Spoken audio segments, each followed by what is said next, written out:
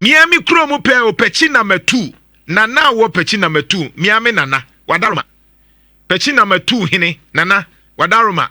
Di Chrome wo pechi number 2. We die. Mem peneso. E kroniye manin say.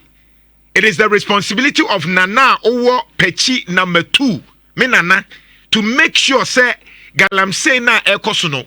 Frankie's fayeko pechi number 2 hono na yenchade. Ena mi wie ya na me ka kire regional minister Misraw. Mi krom se de edan achi pe ena nkofo yitu Galamsey. Mi krom de emma. Wodo metimi but emma. Enti nana owo pechi number 2 miame nana piaw.